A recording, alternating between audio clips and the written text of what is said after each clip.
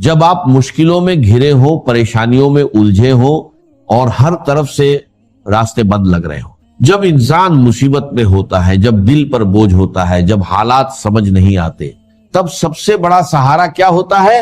अल्लाह से सीधा जुड़ना और उसी के बताए हुए रास्तों पर चलना। आज जो पहला वजीफा मैं आपको बता रहा हूं, ये कोई आम शब्द नहीं है, ये वो अल्फजा है जो हमें सीधे हमारे नबी सल्लल्लाहु अलैहि वसल्लम की तालीम से मिले हैं। और इनकी ताकत का अंदाजा आप इसी बात से लगा सकते हैं कि ये एक नबी की जिंदगी के सबसे मुश्किल बात करने के लिए के इसलिए के लिए कि नबी की मंत्री के नबी की सबसे मुश्किल बात करने के लिए कि आज जो दो सिर पर बराबर के पल में पड़े गए थे, ये दुआ है, ला इलाहा इल्ला अंता सुभानका इन्नी कुन्तु मिनज जालिमीन। मतलब तेरे सिवा कोई इबादत के लायक नहीं, तू पाक है और बेशक मैंने ही गलती की है। जरा इसको समझो, ये सिर्फ शब्द नहीं है, ये एक पूरा एहसास है, एक पूरा यकीन है। पहला हिस्सा ला इल्लाहा इल्ला अंता, यानी इंसान सबसे पहले ये मानता है कि मेरे हालात का मालिक सिर्फ तू है, तेरे अलावा कोई नहीं जो मेरी मदद कर सके। फिर सुभान का यानी ए अल्लाह, तू हर कमी से पाक है, तुझसे कोई गलती नहीं हो सकती, जो भी हुआ है वो तेरी हिकमत से हुआ है। और आखिर में इन्नी कुन्तु मिनज जालिमीन, इंसान खुद मानता है कि गलती मेरी है, कमी मुझ में है, मैं ही अपनी हालत का जिम्मेदार हूं। यही वो अंदाज है जो इस दुआ को इतना ताकतवर बनाता है। कुरान में बताया गया है कि जब हजरत यूनुस अलैहिस्सलाम मछली के पेट में थे, चारों तरफ अंधेरा, कोई सहारा नहीं, कोई रास्ता नहीं, उस वक्त उन्होंने इन्हीं अल्फाज के साथ अपने रब को पुकारा।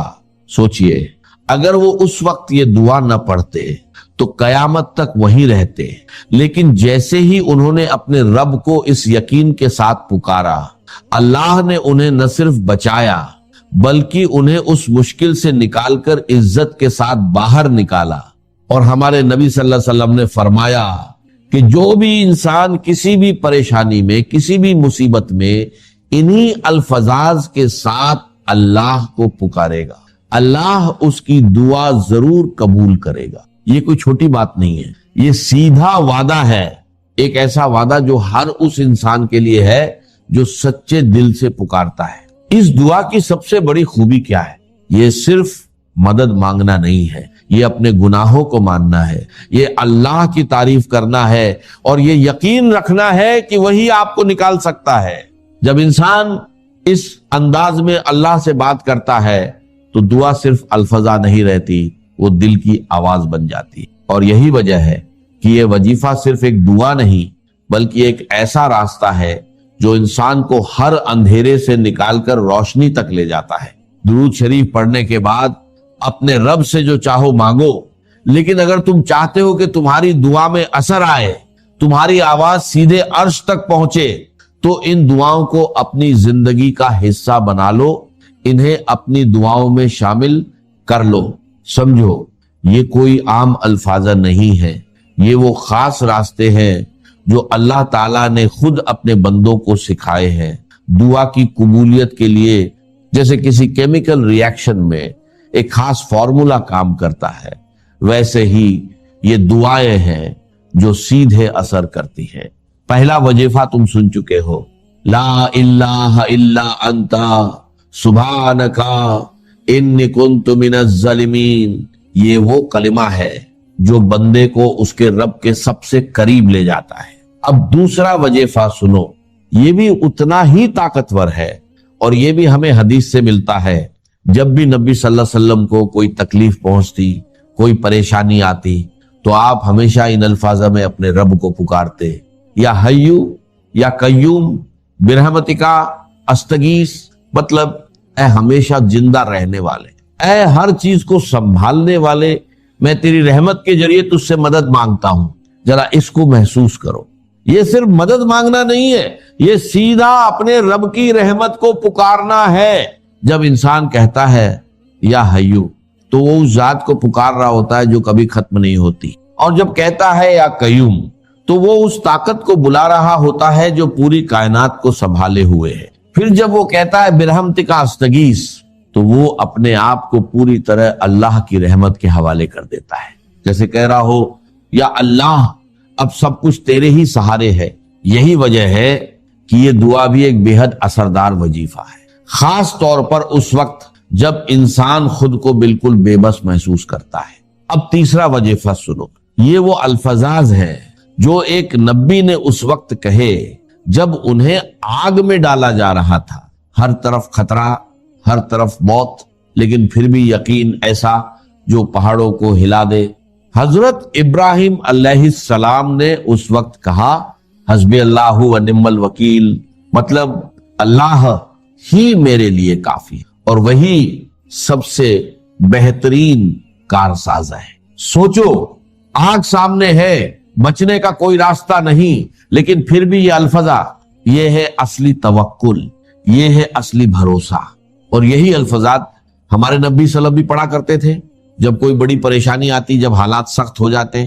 قرآن میں بھی اس کا ذکر آتا ہے، جب لوگوں نے مسلمانوں کو ڈرانے کی کوشش کی کہ دشمن بہت طاقتور ہے، سازشیں ہو رہی ہیں، حالات خراب ہیں، تو اس وقت ایمان والوں نے یہی کہا حسبی اللہ و نعم الوکیل۔ اور پھر کیا ہوا؟ ان کا ایمان اور مضبوط ہو گیا، ان کا بھروسہ اور بڑھ گیا اور اللہ نے ان کی مدد فرمائی۔ یہ کوئی کہانی نہیں ہے، یہ حقیقت ہے۔ اور یہ تینوں وظیفے ایسے ہتھیار ہیں جو ہر مشکل، ہر پریشانی، ہر اندھیرے کے خلاف کام کرتے ہیں۔ بس فرق اتنا ہے، تم انہیں صرف سنتے ہو یا پھر انہیں اپنی زندگی میں اتارتے ہو۔ جب حسبی اللہ و نعم الوکیل کہا گیا تو صرف الفاظ نہیں بولے گئے تھے، بلکہ ایک ایسا یقین ظاہر ہوا تھا جس نے آگ کو بھی ٹھنڈا کر دیا۔ قرآن میں بھی اس کا ذکر آتا ہے، سورہ آل عمران میں جب ایمان والوں کو ڈرایا گیا، جب انہیں کہا گیا کہ دشمن بہت طاقتور ہے، حالات تمہارے خلاف جا رہے ہیں، تو انہوں نے ڈرنے کے بجائے صرف ایک ہی جواب دیا، حسبی اللہ و نعم الوکیل۔ اور پھر کیا ہوا؟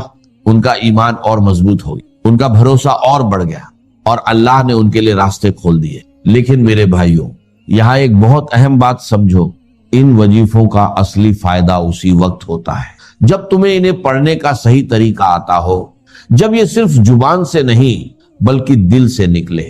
میری ایک پرسنل رائے ہے اور بہت ہی اہم نکتہ ہے، جب بھی تم کوئی وظیفہ پڑھو تو اسے بس جلدی جلدی ختم مت کرو، پہلے اسے اپنی زبان پر لاؤ، پھر اسے محسوس کرو، پھر اسے ریپیٹ کرو۔ جب تم کہتے ہو حسبی اللہ و نعم الوکیل تو دل سے کہو، جیسے واقعی تم نے اپنا ہر معاملہ اللہ کے حوالے کر دیا ہو۔ تم نے دیکھا ہوگا جب کوئی شخص اپنی ہی زبان میں بات کرتا ہے تو اس کا اثر الگ ہوتا ہے، ٹھیک اسی طرح جب یہ دعائیں تمہارے دل سے نکلتی ہیں تو ان کا اثر بھی سیدھا دل پر پڑتا ہے۔ اب ایک اور ضروری بات، کیا ان وظیفوں کو پڑھنے کے لیے کوئی خاص وقت یا حالت ضروری ہے؟ تو سن لو، تم انہیں چلتے پھرتے، اٹھتے بیٹھتے، ہر حال میں پڑھ سکتے ہو۔ کسی خاص جگہ، کسی خاص پوزیشن یا کسی خاص وقت کی پابندی نہیں ہے۔ ہاں، اگر تم خاص طور پر بیٹھ کر توجہ کے ساتھ پڑھو تو اس کا اثر اور بھی زیادہ ہوتا ہے، لیکن اگر تم ہر وقت، ہر حالت میں انہیں اپنی زبان پر رکھتے ہو تو یہ اور بھی زیادہ فائدے مند بن جاتے ہیں۔ نبی صلی اللہ علیہ وسلم کا طریقہ کیا تھا؟ آپ ہر حال میں اللہ کو یاد کرتے تھے، یعنی ذکر کے لیے کوئی روک نہیں، کوئی بندش نہیں۔ ہاں، ایک بات ضرور سمجھ لو، قرآن کی تلاوت کے لیے کچھ ادب ہوتے ہیں، کچھ احکام ہوتے ہیں، لیکن جو دعائیں ہیں، جو اذکار ہیں، انہیں تم ہر حالت میں پڑھ سکتے ہو۔ دیکھنا تم کا شک میں نہ پڑ جانا۔ محمد کون ہے؟ الصادق المصدوق، جو سچے ہیں، جن کی سچائی کی اللہ گواہی دیتا ہے کہ رحم مادر میں 40 دن تم نطفے کی شکل میں ہوتے ہو، پھر 40 دن علقہ کی شکل میں ہوتے ہو، پھر 40 دن تو مضغہ کی شکل میں، پھر اللہ تعالیٰ فرشتے کو بھیجتا ہے جو اس میں روح پھونکتا ہے۔ وہی عمل جو آدم کے جسد حیولہ کے ساتھ ہوا تھا، ہر ابن آدم اور بنت آدم کے لیے وہی عمل ہے کہ جو رحم مادر میں 4 مہینے کے بعد دہرایا تھا۔ یہاں سے حیات دنیاوی شروع ہوئی، پھر موت، یہ دوسری موت ہے. پہلی موت تو وہ تھی، لیکن دوسری موت یہاں سیپریشن ہو جائے گی. جو زمین سے آیا تھا تخلیقی مادہ، وہ جسم میں زمین میں گیا، گل سڑ کر ختم ہوا. جو وہاں سے روح آئی تھی وہ اس زمینی وجود کا جو لب لباب ہے، جان نفس، اس کو لے کر اپنے ساتھ، اور وہ جائے گی عالم بالا. پھر یہ ایک وقفہ ہے، پھر بعد بعد الموت ہے. تو احیاء بھی دو ہو گئے. ایک مرتبہ پہلی موت کے بعد زندہ کیا اس عالم میں، آنکھ کھلی اس عالم میں ہماری، یہ پہلا احیاء تھا. کیف تکفرون باللہ وکنتم امواتا فاحیاکم ثم یمیتکم ثم یحییکم ثم الیہ ترجعون. دوسرا احیاء وہ ہوگا قیامت کے دن بعد بعد الموت، اور پھر اس کے بعد وہ زندگی ابدی ہے، ہمیشہ. یہ تصور سامنے رکھیے. تو یہ جو تھوڑا سا وقفہ، یہ تو زندگی بہت طویل ہے. تو اسے پیمانہ نوز و فردا سے نناب جاویداں پہم دواں ہر دم جواں ہے. اس میں یہ وقفہ جو ہے، خلق الموت والحیات لیبلوکم ایکم احسن عملا، یہ اس جسد کے ساتھ اس روح کا اتصال، اور یہ 30 40 50 60 70 80 100 برس کی عمر، یہ ایک وقفہ ہے. یہ امتحانی وقفہ ہے، تمہیں جانچا جا رہا ہے، پرکھا جا رہا ہے. ایکم احسن عملا، اس کو بھی اقبال نے اسی نظم میں خوب بیان کیا ہے کہ قلزم ہستی سے تو ابرہ مانند حباب، اس سیاہ خانے میں تیرا امتحان ہے. اب اگر تو دو چیزیں انسان پر واضح رہیں، اور نہ صرف واضح رہیں، مستحضر، واضح تو ہو جاتی ہے ایک چیز، پھر آدمی بھول جاتا ہے، کوئی فائدہ نہیں دیتا اس کے. مستحضر ایک یہ کہ اصل زندگی آخرت کی طویل ہے. بل توسرون الحیات الدنیا والآخرۃ خیر وابقیٰ کلا بل تحبون العاجلہ وتذرون الآخرہ. تم اس عاجلہ کو پسند کرتے ہو، اس دنیا کی زندگی کو تم ترجیح دیتے ہو، جبکہ آخرت ہے جو باقی رہنے والی ابدی. اگر تو یہ معلوم ہو، جیسا کہ سورہ عنکبوت کی آیت کے حوالے سے میں نے آپ کو آیت سنائی کہ وما هذه الحیات الدنیا الا لہو ولعب وان الدار الاخرۃ لہی الحیوان لو کانوا یعلمون. اصل زندگی جو ہے وہ آخرت کی زندگی ہے، کاش کہ انہیں معلوم ہوتا. ایک حقیقت تو یہ معلوم ہو اور مستحضر نہیں کہ اصل زندگی آخرت کی زندگی ہے، اور دوسری حقیقت یہ کہ یہ دنیا کی زندگی ایک امتحانی وقفہ ہے. قلزم ہستی سے تو ابراہ مانند حباب، اس سیاہ خانے میں تیرا امتحان ہے. یہ مستحضر رہے تو اس کا نتیجہ کیا نکلے گا؟ انسان دنیا پرست نہیں بنے گا. متاع ہے دنیا، برتنے کی چیز ہے. وما هذه الحیات الدنیا الا متاع، برتنے کی چیز ہے، برتو اسے. اب میں یہاں آپ کو کچھ حدیثیں بھی سنا دینا چاہتا ہوں. ایک حدیث میں حضور نے عجیب نقشہ کھینچا ہے. مالی ولی دنیا، لوگوں مجھے تمہاری اس دنیا سے کیا سروکار؟ انما مثلی کراکب استظل تحت شجرۃ ثم راح.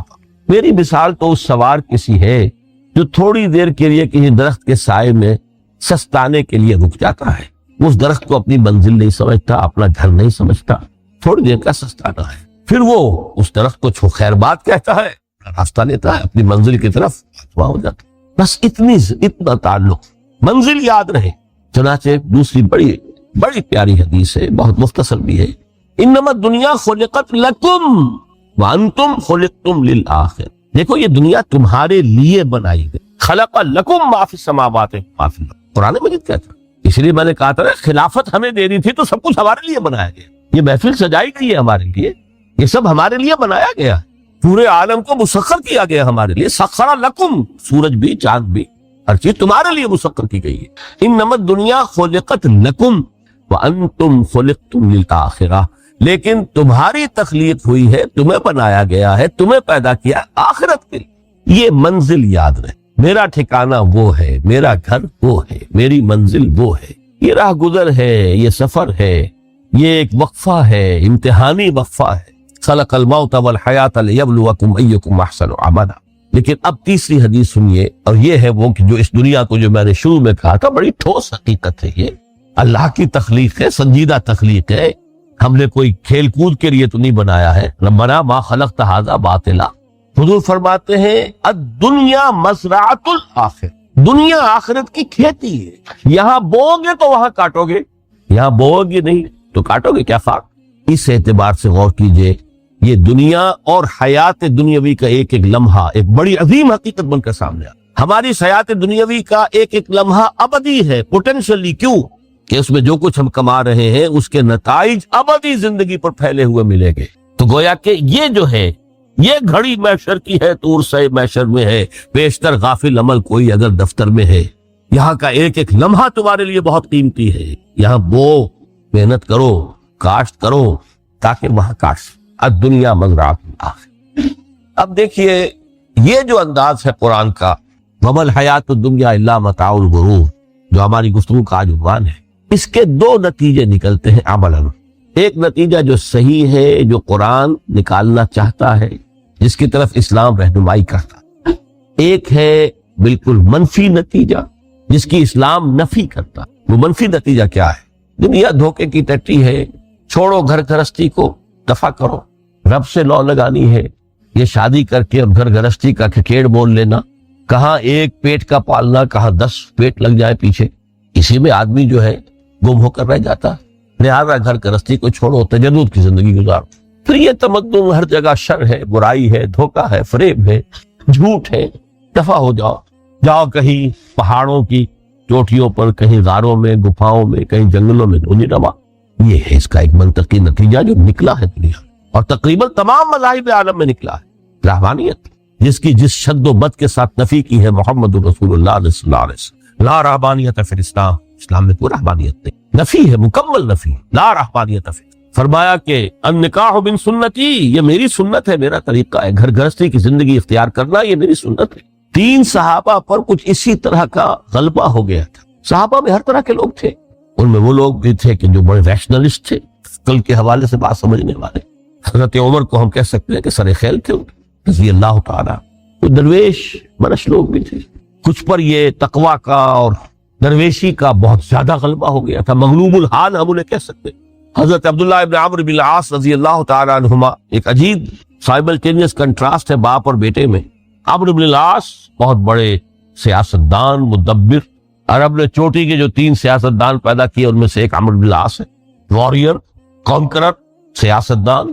لیکن عبداللہ ابن عمرو بن العاص بالکل درویش، روزانہ روزہ ساری رات کھڑے ہیں، نہ بیوی سے کوئی سروکار، نہ کسی سے کوئی سروکار۔ حضور کو اطلاع ملی، بلا لیا، جواب طلبی ہو گئی، یا عبداللہ اولم اخبر انک تصوم الدہر وتقوم اللیل، اے عبداللہ مجھے یہ خبر دی گئی ہے تم ساری رات کھڑے رہتے اور روزانہ روزہ رکھتے، کیا کہتے ہیں؟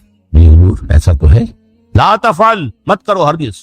فإن لنفسك عليك حقا وإن لزوجك عليك حقا وإن لزورك عليك حقا، دیکھو تم پر تمہارے اس جسم کا اور نفس کا بھی حق، اسے آرام بھی دو، اس کی ضروریات بھی پوری کرو، اس کی دیکھ بھال بھی کرو، یہ بھی تمہارے پاس امانت ہے اللہ کی۔ پھر تم پر تمہاری بیوی کا حق ہے۔ کسی صحابی نے دیکھا تھا حضرت عبداللہ ابن عمرو بن العاص کی بیوی کو کہ وہ بالکل جیسے کہ میلی کچیلی حالت میں تھی، پوچھا یہ کیا حال بنا رکھا؟ ان کا کہ آپ کے دوست کو تو کوئی غرض ہے ہی نہیں سے، ظاہر بات ہے کہ مسلمان بیوی اور کس کے لیے وہ سگار کرے گی جب شوہر ہی کو کوئی دلچسپی نہ، اس سے غرض ہی نہ۔ لا تفعل، رات کو سو بھی، دیکھو مجھے میں رات کو سوتا بھی ہوں، نماز پڑھتا بھی ہوں، میں روزے رکھتا بھی ہوں، ناغے بھی کرتا ہوں، دیکھو زیادہ سے زیادہ ہفتے میں 2 دن روزے رکھ لیا کرو۔ تو حضور مجھے اور تھوڑی سی اجازت، اچھا 1 دن ناغا 1 دن روزہ، صوم داؤد، اس سے آگے کی اجازت۔ اسی طرح 3 حضرات سراسراہتن آتا ہے حدیث میں، بخاری شریف کی روایت ہے، ان پر بھی کوئی ایسا ہی غلبہ ہوا رحمانیت کا، ترک دنیا کا۔ انہوں نے آ کے ازواج مطہرات سے معلوم کیا آپ کتنی رات نماز پڑھتے ہیں، کتنا دو سوتے ہیں، مہینے میں کتنے آپ روزے رکھتے ہیں نفلی۔ انہوں نے کوئی وہاں تو کھلی کتاب تھی سیرت محمد صلی اللہ علیہ وسلم، جو کچھ تھی حقیقت بیان کر۔ اب دیکھیے ایک عجیب ذہنیت، انہوں نے دیکھا کہ یہ تو کم ہے، ان کے اندازے کے اعتبار سے تو بہت کم ہے، لیکن یہ کہ اپنے آپ کو ذرا تسلی، حضور کی تو کوئی ضرورت نہیں ہے، آپ تو معصوم ہیں، آپ کے سے گناہ نہیں ہوا، کوئی خطا نہیں ہوئی، آپ کے لیے تو یہ اتنی عبادت ہمارے لیے تو کافی نہیں ہے، ہم تو گناہگار۔ ایک نے عہد کیا کہ میں کبھی نہیں سوؤں گا رات بھر کھڑا، دوسرے نے کہا کبھی ناغا نہیں کروں گا، ہر روز روزہ رکھوں گا، تیسرے نے کہا میں شادی بیاہ کے کھکھیڑ میں پہنچ گئی۔ حضور کو اطلاع مل گئی، طلب فرمایا، ڈانٹا، آپ لوگوں نے یہ کہا ہے؟ جی ہاں ہم نے کہا تو ہے۔ واللہ، خدا کی قسم میں تم میں سب سے بڑھ کر متقی ہوں، لیکن میں رات کو سوتا بھی ہوں، نماز بھی پڑھتا، روزے رکھتا بھی ہوں، نافلے بھی کرتا ہوں، میری گھر گرستی کی زندگی ہے، میری بیویاں ہیں۔ من رغب عن سنتی فلیس منی، یہ ٹکڑا جو جوڑ دیا جاتا ہے نکاح کے خطبے میں اس حدیث کے ٹکڑے کے ساتھ، یہ دو علیحدہ حدیث ہے بالکل، النکاح من سنتی، اور یہ ٹکڑا اس طویل حدیث کا ہے، من رغب عن سنتی فلیس منی، جو میری سنت کو پسند نہیں کرتا پھر اس کا مجھ سے کوئی تعلق۔ یہ تو میں نے احادیث کے حوالے سے آپ کو وہ جو منفی طرز عمل، گریز، دنیا سے تعلق منقطع کرنا، پسپائی، گریز، فرار، اور اس کا نتیجہ کیا نکلتا ہے کہ دنیا پھر شریروں کے لیے رہ گئی، کھیلے کودے عیش کرے۔ جو سلیم الفطرت نیک لوگ تھے وہ تو گئے، لہذا ان کو اب کوئی روک ٹوک کرنے والا ہی نہیں، کوئی پوچھنے تاشنے والا نہیں، ظالم جو چاہے ظلم کرے اور جس طرح چاہے شریر جو ہے شرارت سے کرے۔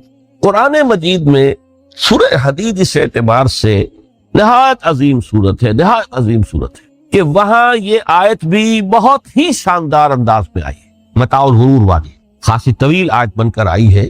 اور جیسا کہ میں نے عرض کیا، 4 جگہ تو حیات دنیاوی کو کہا گیا ہے صرف لہو و لعب یا لعب و لہو، لیکن یہاں جو ہے آیت نمبر 20، اعلموا انما الحیات الدنیا لعب و لہو و زینت و تفاخر بینکم و تکاثر فی الاموال والاولاد۔ 5 الفاظ کے حوالے سے اس حیات دنیاوی کے کچھ حقائق بیان کیے گئے، عام طور پر سرسری طور پر لوگ گزر گئے ہیں۔ محاورتاً جب بھی آتا ہے معاملہ لہو لعب، لعب و لہو، وہ تو 4 جگہ ہے، یہاں 3 الفاظ مزید آئے ہیں، اور ترکیب کیا، پہلے لعب ہے پھر لہو ہے۔ سورہ عنکبوت میں لہو و لعب یہ در حقیقت ایک طرح سے محاورے کی شکل اختیار کر گیا، تماشا اور کھیل، لیکن نہیں، یہاں ترتیب کچھ اور ہے۔ اس پر اگر آپ غور کریں گے تو یہ ایک عجیب سا نقشہ سامنے آتا ہے۔ حیات دنیاوی کے 5 انواع، جن میں سے ہر دور میں ایک شے انتہائی اہم ہوتی ہے، توجہ کا مرکز بنی ہوتی ہے۔ ابتدائی دور ہے، بالکل بچہ بھی ہے، کھیل، بس لائف، اس کے سوا اسے کوئی زندگی سے سروکار ہی نہیں، زندگی کے تلخ حقائق ابھی اسے معلوم نہیں، بھوک لگی تو رو پڑے، ماں نے دودھ پلانا ہے، کھلانا ہے، ان سے تو کچھ نہیں کرنا اسے، وہ لائف، کھیل۔ لیکن تھوڑا سا آگے چلتے ہیں، 3 ایجر سٹیج میں جب داخل ہوتا ہے آدمی تو اب وہ نرا کھیل، معصومانہ کھیل نہیں رہتا، اس میں تلذذ، سینشول گریٹیفیکیشن کا عنصر شامل ہو جاتا۔ اب اس کا کہا لہو، اعلموا انما الحیات الدنیا لعب و لہو۔ ذرا آگے بڑھیے تو انسان پر سب سے زیادہ دھن سوار ہو جاتی ہے، بناؤ سنگھار، میرا لباس فیشن کے مطابق ہو، کہیں ایسا نہ ہو مذاق اڑے، اپنے لباس کے بارے میں بہت کانشیس ہوگا، اپنے ہیئر کٹ کے بارے میں بہت کانشیس ہوگا، ہر چیز کے بارے میں بہت کانشیس۔ زینت، بناؤ سنگھار، آرائش، زیبائش۔ اس سے ذرا آگے گئے، تکاثر فی الاموال والاولاد، تفاخر بینکم۔ یہ سمجھیے کہ تقریباً 30 برس کی عمر جب انسان کی ہوتی ہے، اب فخر، تفاخر، یا دولت پر فخر ہوگا، یا نسب پر فخر ہوگا، یا اپنی کسی سیاسی حیثیت پر فخر ہوگا، اپنی چودراہٹ پر فخر ہوگا، تفاخر بینکم۔ جسم جان میں چونکہ توانائی ہوتی ہے، قوت ہوتی ہے، لیکن اس کے بعد جب عمر ڈھلی، بڑا ریئلسٹک ہو جاتا ہے انسان۔ پھر یہ جو 4تھی سٹیج تھی، اس میں تو یہ کہ مونچھ نیچی نہ ہو، چاہے سب کچھ میں اپنا خرچ کر دوں، داؤ پہ لگا دوں، لیکن مونچھ نیچی نہیں ہوگی۔ آخری سٹیج وہ ہوتی ہے کہ پھر ہوکا لگ جاتا ہے آدمی کو، تکاثر فی الاموال والاولاد، مال اور اولاد کی کثرت کثرت کثرت۔ اب یہ ہوتا ہے کہ مونچھ نیچی کیا، مونڈ بھی دی جائے تو کوئی حرج نہیں، مال آنا چاہیے، ویری ریئلسٹک۔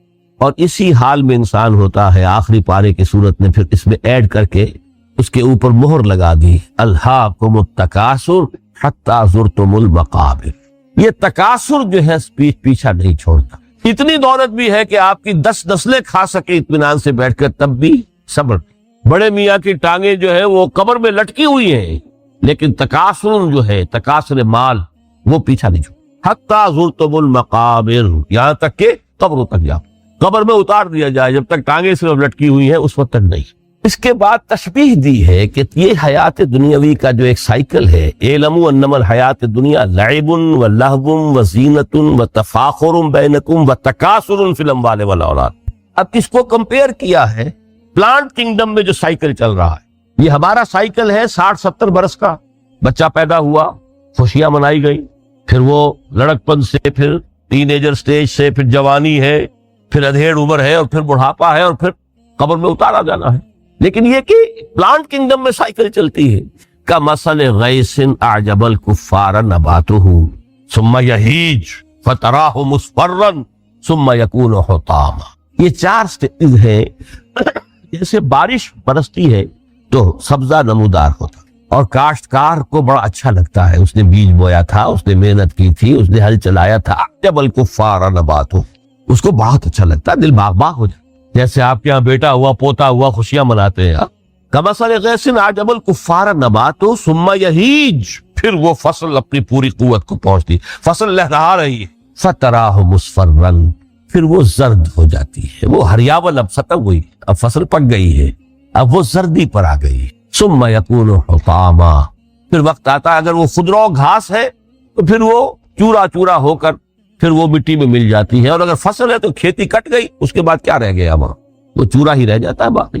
یہ لائف کا سائیکل چل رہا ہے, 3 مہینے کا ہو 4 مہینے کا ہو, یہ ہے پلانٹ کنگڈم کا, وہ ہے سائیکل انسانی زندگی. اب فرمائی ٹیپ کی بات جو ہے, وَفِي الْآخِرَةِ عَذَابٌ شَدِيدٌ وَمَغْفِرَةٌ مِّنَ اللَّهِ وَرِضْوَانٌ. دیکھو دنیا کی زندگی تو ان سٹیجز سے ہو کر گزر ہی جاتی, جو پیدا ہوا ہے اس پر بڑھاپا بھی آئے گا, موت. کل نفس ذائقۃ الموت, جو سورہ آل عمران کی 185ویں آیت کا پہلا جملہ. ہر انسان کو جو پیدا ہوا موت آ گئی. اب یہ ہے کہ وہ کہیں آپ نے محل میں گزار لی زندگی, کسی کٹیا میں گزار لی زندگی, کسی کی فٹ پاتھ پر گزر گئی زندگی. زندگی گزر جاتی ہے, گزرتی ہے, اور ان 5 سٹیجز میں سے ہو کر گزرتی ہے. آپ گندی گلیوں میں بچوں کو کھیلتے ہوئے دیکھتے ہیں, وہ بھی کھیل رہے ہوتے, نالیوں کے پانی کے اندر کھیل رہے ہوتے, ان کا بھی کھیل ہے. گندے جوہر میں کھیل رہے ہوتے, وہ تو ہے زندگی کی وہ سٹیج جو ہے کھیل کی ہے. کسی کے پاس بڑے قیمتی کھلونے ہیں, ان سے کھیل رہا ہے, کوئی اس طرح گلی ڈنڈا کھیل رہا ہے یا کچھ اور کھیل رہا ہے. لیکن وہ 5 سٹیجز تو آئیں گی. اعلموا انما الحیات الدنیا لعب ولہو وزینۃ وتفاخر بینکم وتکاثر فی الاموال والاولاد کمثل غیث اعجب الکفار نباتہ ثم یہیج فتراہ مصفرا ثم یکون حطاما وفی الآخرۃ عذاب شدید ومغفرۃ من اللہ ورضوان. آخرت میں جا کر یہ بائیفرکیشن ہو جانی ہے, یا تو شدید عذاب اور یا اللہ کی مغفرت اور رضا.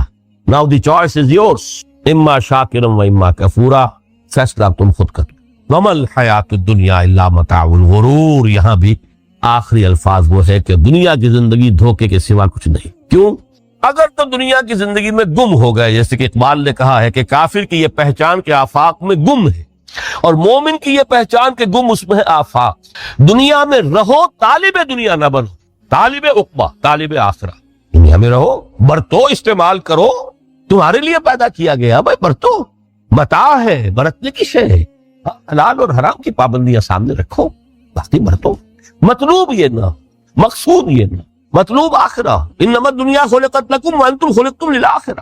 منزل وہ رہے, مستحضر رہے, سامنے رہے کہ میں تو اجنبی ہوں, یہاں یہ میرا وطن نہیں ہے. دنیا سجن المومن و جنت الکافر.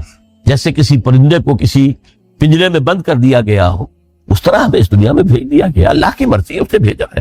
جب تک وہ چاہتا ہم رہیں گے یہاں, لیکن ہمارا دل یہاں نہیں لگے گا. بازار سے گزرا ہوں, خریدار نہیں ہوں, طالب دنیا کا. تب تو یہ کوئی دھوکے کا سودا نہیں, وطن نہیں, بالکل نہیں. حضور نے خود فرمایا مجھے تمہاری اس دنیا میں سے فلاں فلاں چیزیں بہت پسند ہیں. کس قدر ریئلسٹک ہیں.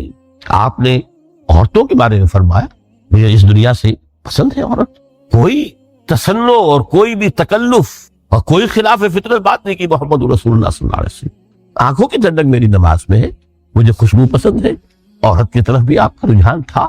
قرآن مجید میں آتا نا, اے نبی اب کوئی اور نکاح آپ نہیں کریں گے. وَلَوْ أَعْجَبَتْكَ حُسْنُهُنَّ, چاہے ان کا حسن جو ہے وہ آپ کو اچھا لگے, اب اجازت نہیں ہے مزید, بس فل اسٹاپ.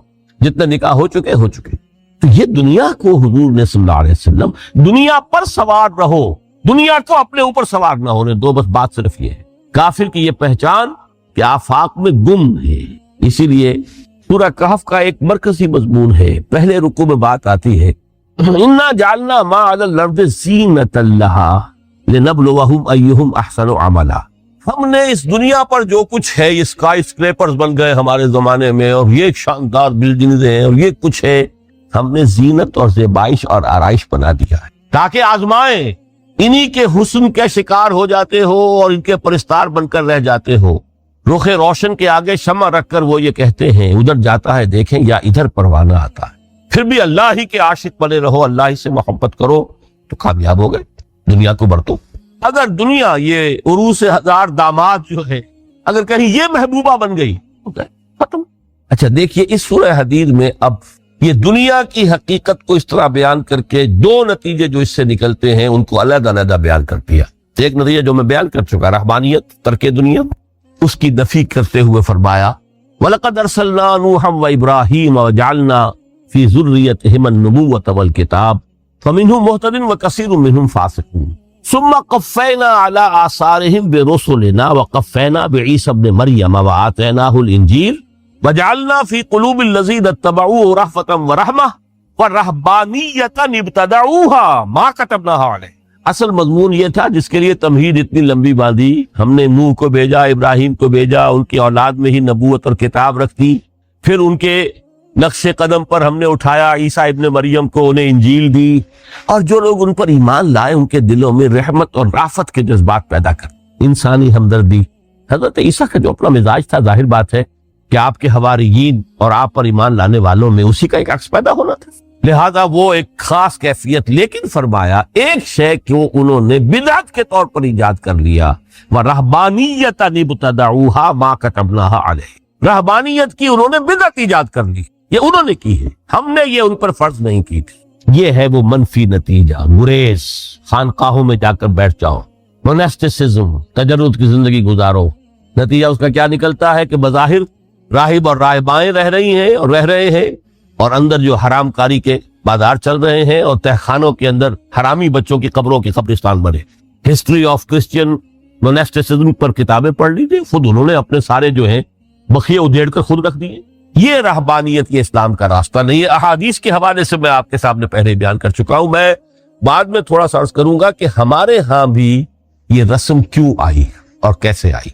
अल्हम्दुलिल्लाह उस दर्जे में नहीं आई जिस दर्जे में कि क्रिश्चियनिटी में आई है, अल्हम्दुलिल्लाह सुम्मा अल्हम्दुलिल्लाह, लेकिन किसी दर्जे में अगर आई है तो क्यों आई है ये मैं बाद में अर्ज करूंगा। लेकिन इसका मल हयात दुनिया इल्ला मताउल गुरूर का दूसरा नतीजा क्या है? पहला नतीजा था गुरेज का, पसपाई का, फरार का, माशरे से निकल भागने का, ताकि माशरे में अशरार खुल खेले, जो चाहे करें। एक रास्ता ये है, तर्क दुनिया के मानी है तर्क लज्जात दुनियावी, आसाइशों को तर्क करना, सख्तियां झेलना। किस लिए? ताकि दुनिया से जुल्म का खात्मा, बातिल का तख्ता उलट दिया जाए, जुल्म का इस्तीसाल। जाहिर बात है जालिम आसानी से जुल्म नहीं छोड़ेगा, एक्सप्लॉइटर वाज व नसीहत से अपने एक्सप्लॉइटेशन से बाज नहीं आएगा। शाज होते हैं उस तबके के अंदर भी यकीनन कुछ सलीमुल फितरत लोग होते हैं, जैसे तबका अशराफिया से थे हजरत अबू बकर रजी अल्लाह तआला अन्हु, सलीमुल फितरत इंसान थे। वो कोई गुलामों के तबके से तो नहीं थे, कोई फुकरा के मसाकीन के तबके में से नहीं थे, ऊंचे तबके में से थे। असरा मुबशरा अक्सर बेशतर उस तबके से थे। लेकिन बाई एंड लार्ज वो जो तबका होता है, या तो वो अपने जबर और इस्तिबदाद का तख्त जो है जमा कर बैठा हुआ लोगों की गर्दनों के ऊपर, पॉलिटिकल रिप्रेशन है, या इकोनॉमिक एक्सप्लॉइटेशन है, इस्तेसाल। मेहनत लोग करें, खाएंगे हम, ऐश हम करेंगे। मेहनत किसान करें जाके खेत में, हम ले आएंगे अपना हिस्सा और ऐश करेंगे। या कोई सोशल डिस्क्रिमिनेशन है, ये ऊंचा है ये नीचा है, ये तो पैदा ही हुआ है शूद्र, ये इससे निकल ही नहीं सकता, और ये पैदा हुआ ब्राह्मण, ऊंचा है। इस तीनों किस्म के जुल्म, इसका खात्मा करना, इसके लिए जद्दोजहद की जरूरत है, जिहाद की जरूरत, क़िताल की जरूरत है। और जिहाद और क़िताल आप नहीं कर सकते जब तक कि लज्जात दुनियावी से किनारा कशी न करें, जब तक कि अपनी बेल्ट को टाइट न करें, जब तक कि अपनी जरूरियात जिंदगी को कम न करें। जरूरियात जिंदगी कम करेंगे तो तफरीगुल औकात होगा, जो तबलीगी भाइयों की इस्तिलाह है बहुत अहम, अपने वक्त को फारिग कर सकेंगे। इस वक्त को फारिग करेंगे तो फिर वो जिद्दोजहद, वो मेहनत, वो जिहाद, उसके लिए आपके पास वक्त होगा, उसको आप लगा सकेंगे। फिर इसमें जब सख्त से सख्त मंजिलें आएंगी तो उसमें मैदान में मुकाबला भी होगा, जान की बाजी भी खेलनी पड़ेगी। इसमें कैदो बंद का वक्त भी आ सकता है। 3 बरस तक अगर मोहम्मद अरबी सल्लल्लाहु अलैहि वसल्लम पूरे खानदान बनी हाशिम के साथ बदतरीन असीरी समझ लीजिए शेब बनी हाशिम में जो रहे, यहाँ तो असीरों को आप राशन तो देते, खाना तो देते, वहां तो असल जो है वो तो दोनों तरफ से घाटी का मुंह बंद कर दिया गया था, सील थी कि कोई शय जो है वो जाने ना पाए। 3 बरस, जिसमें कि वो वक्त भी आया है कि सूखे हुए चमड़े उबाल उबाल कर उसका पानी जो है बिलखते हुए बच्चे, फूल जैसे बच्चे बनी हाशिम, उनके हलक में टपकाया गया है। और कुछ थे लोग हकीम बिन हिजाम जैसे रजी अल्लाह तआला अन्हु, बाद में ईमान भी ले आए। हजरत खदीजा रजी अल्लाह तआला अन्हा के चूंकि वो करीबी रिश्तेदार थे, वो पहाड़ को क्रॉस करके चोटी पर से उतर कर कुछ कभी कभी खाने पीने की चीज पहुंचा देते थे। ये सारे मराहिल आए। ये जो है ये मुस्बत है। तर्के दुनिया वो नहीं। तर्के दुनिया से मुराद दुनिया की लज्जतों से, दुनिया की आसाइशों से, इनसे आदमी अपने आप को पीछे हटाए, इनको छोड़े, इनको तर्क करे, ताकि अपना वक्त, अपना माल اپنی صلاحیتیں صرف کر سکے کس کام کے لیے. اب اس کے لیے دیکھیے آیت نمبر 25 ہے یہ سورہ حدید کی. لقد ارسلنا رسلنا بالبینات، ہم نے اپنے رسولوں کو بھیجا واضح چیزوں کے ساتھ. بینات، بینہ وہ شے جو از خود ظاہر. آفتاب آمد، دلیل آفتاب. جب سورج طلوع ہو گیا وہ خود اپنے وجود پر دلیل ہے، اس کے لیے کسی اور اضافی دلیل کی ضرورت نہیں کہ سورج موجود ہے، وہ تو ہے، سب کو نظر آ رہا ہے.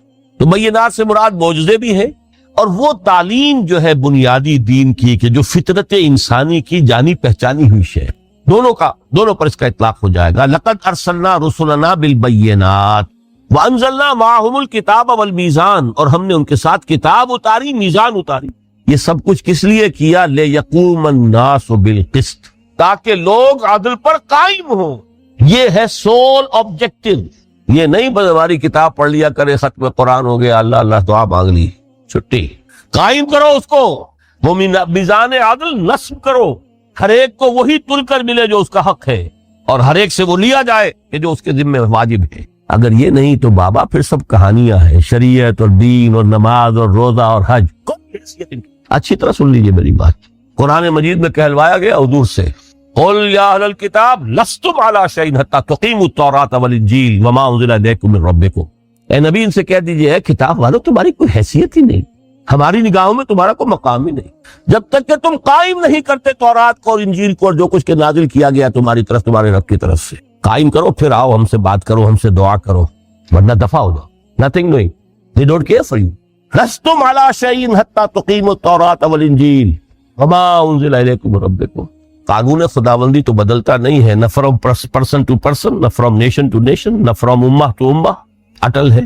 وَلَن تَجِدَ لِسُنَّتِ اللَّهِ تَبْدِيلًا وَلَن تَجِدَ لِسُنَّتِ اللَّهِ تَحْوِيلًا. سنت اللہ تو ایک ہے. اب اس آیت کو ذرا پڑھیے. قُلْ يَا أَهْلَ الْقُرْآنِ لَسْتُمْ عَلَىٰ شَيْءٍ حَتَّىٰ تُقِيمُوا الْقُرْآنَ وَمَا أُنزِلَ إِلَيْكُم مِّن رَّبِّكُم. کہہ دو اے محمد کہ اے قرآن والو تمہاری کوئی حیثیت نہیں ہے ہمارے ساتھ جب تک کہ تم قرآن کو قائم پڑھ لو اور اس کے قرات کے مقابلے منعقد کرا لو اور سونے کے تاروں سے اسے لکھ لو اور اس کو جو چاہو کر لو. کوئی حیثیت نہیں. قائم کرو اس قرآن، اس کے نظام کو، اس کے قانون کو، جو حضرت ابوبکر نے فرمایا تھا پہلا خطبہ جو دیا ہے آپ بیعت خلافت کے بعد، تم میں ہر قوی میرے نزدیک ضعیف ہوگا جب تک کہ اس سے حق وصول نہ کر لوں، اور ہر ضعیف قوی ہوگا جب تک کہ اسے اس کا حق دلانا. سورہ شورا میں حضور سے کہلوایا گیا، قل وَأُمِرْتُ لِأَعْدِلَ بَيْنَكُمْ، مجھے یہ حکم ہوا ہے کہ میں تمہارے مابین عدل قائم. میں وائس بن کر نہیں آیا، میں بدھ مت کے بھکشو بنانے کے لیے نہیں آیا تمہیں. ہاں انقلابی عمل میں ایک مرحلہ آتا ہے، بدھ مت کے بھکشو بننا پڑتا ہے کچھ عرصے کے لیے، تیاری کا مرحلہ، وہ میں ابھی بعد میں ذرا بیان کر لوں گا. لیکن مستقل نہیں ہے یہ بدھ مت کے بھکشو.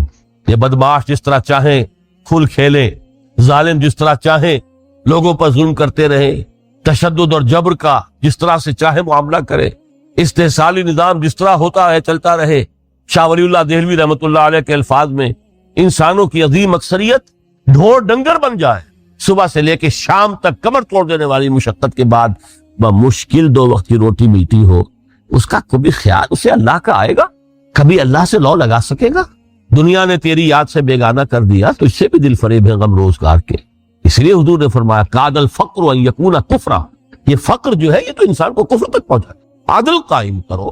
تو دیکھیے یہ آیت انتہائی گمبھیر آیت ہے قرآن مجید کی سورہ حدید کی. جس طرح وہ آیت متاع الغرور والی جس شان کے ساتھ سورہ حدید میں آئی ہے، اعلموا انما الحیات الدنیا لعب ولہو وزینۃ وتفاخر بینکم وتکاثر فی الاموال والاولاد کمثل غیث اعجب الکفار نباتہ ثم یہیج فتراہ مصفرا ثم یکون حطاما وفی الآخرۃ عذاب شدید ومغفرۃ من اللہ ورضوان وما الحیات الدنیا الا متاع الغرور.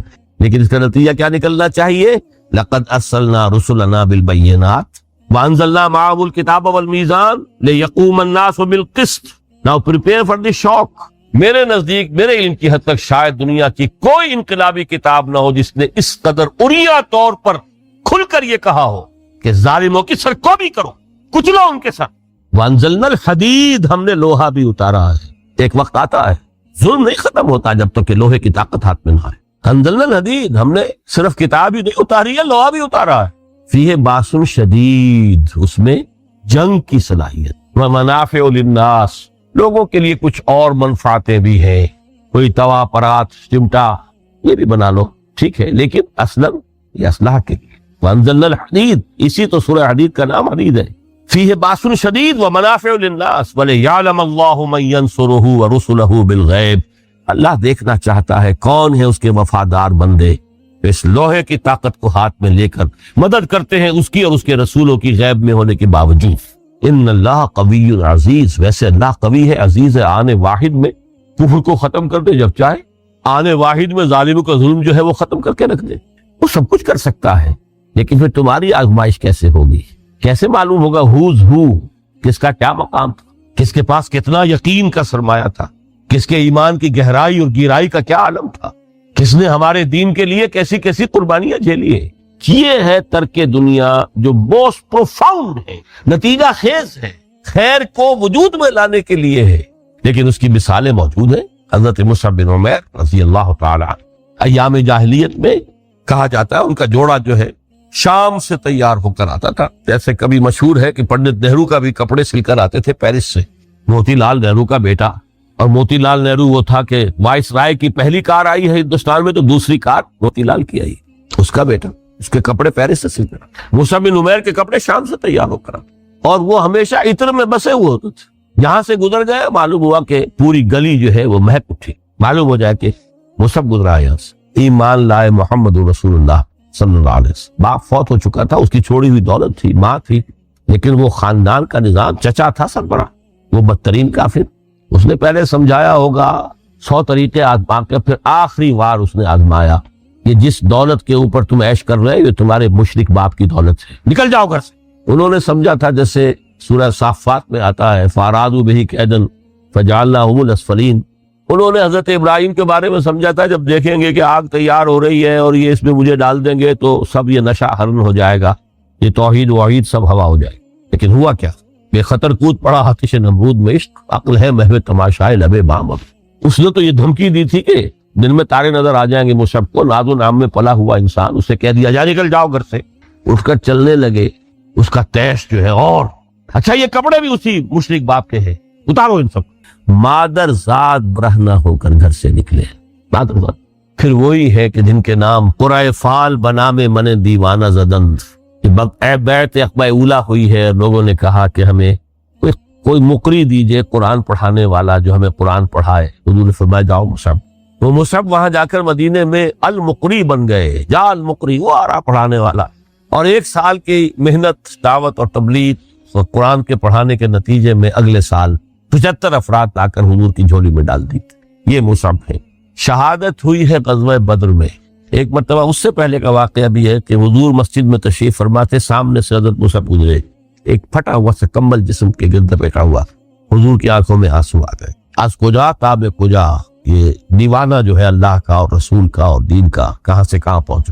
غزوہ احد میں علم ان کے ہاتھ میں ہے، جس ہاتھ میں علم ہے وار پڑا، کٹ گیا، دوسرے سے پکڑا، اس کو بھی کٹ گیا، پھر دونوں جتنے بچ گئے تھے حصے ان سے سنبھالا، پھر شہید ہو گئے۔ جسم پر صرف ایک چادر تھی، اوپر سے جسم ننگا، صرف ستر کے لیے چادر۔ دفن کرنے لگے تو مسئلہ ہی پیش آ گیا کہ چونکہ شہید کے تو کفن جو ہے اس کا اپنا جو بھی لباس پہنا وہ شہادت کے ہو۔ حضور سے کہا گیا کہ حضور مصعب کی چادر تو اتنی چھوٹی ہے کہ سر ڈھانپتے ہیں تو پیر کھل جائے،